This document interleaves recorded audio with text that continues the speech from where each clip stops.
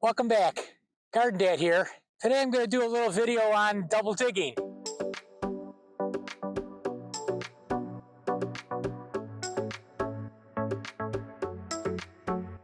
This soil that we have here has been predominantly clay, and over the years we've built it up, but it's taken a long time. And in the beginning, because we had kind of not a very deep amount of topsoil, I started something called double digging that I read about.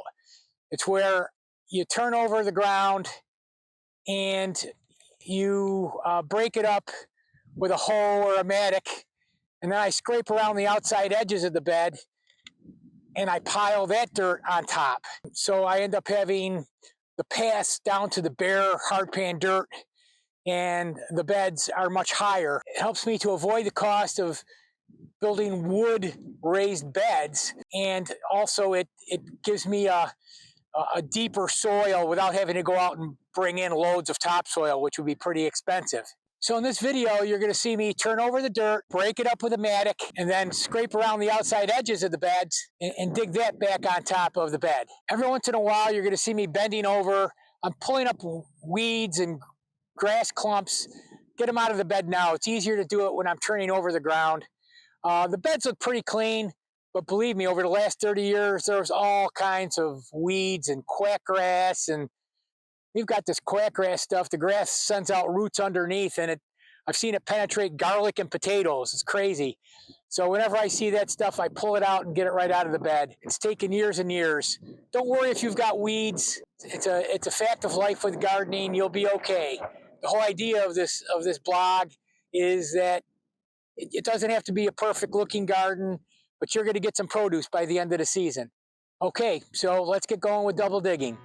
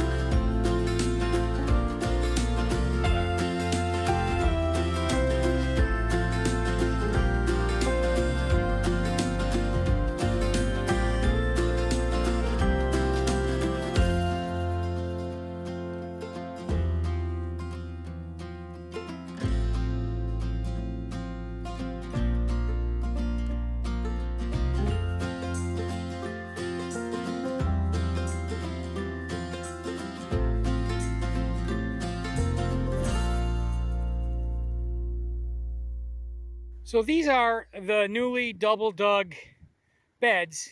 You can see the paths that I dug, shoveled between the beds, and I'll clean those up a little bit, get them a little wider. When I am ready to plant, I will actually lay some carpeting down in those paths between the beds to keep the weeds down. So that's what double dug beds look like. Doesn't have to be fancy. I hope that helped. It's decent spring weather here. It's about 45 or 50.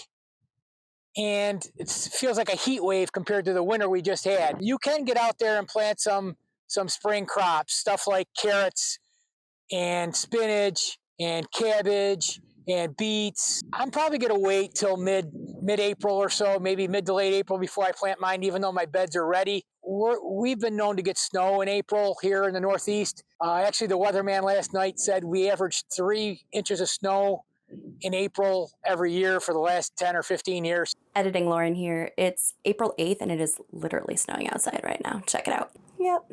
Good times. I'll probably get a hold off because I don't want something to germinate early and sprout and then have the frost affect it. If you do get out there and plant early, one of the things you can use is a product called Reemay.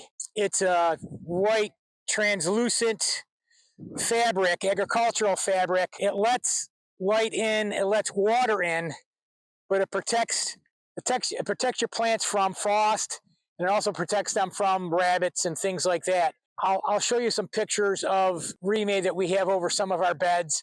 Reemay is a brand name. It's kind of like Kleenex is the brand name for facial tissue. So I'll put some links out to different similar products so you could pick some of this stuff up if you decide to plant early. You could plant early, and the other thing you can do is use it in the fall, and it'll extend your growing season into the autumn. So when it starts getting really cold, you put the Reemay out, and you can keep harvesting into the late autumn, maybe even early winter, depending on your climate. Okay, well, that's it for now. Don't forget to smile at everybody you see, be kind to everybody, and have a great day every day.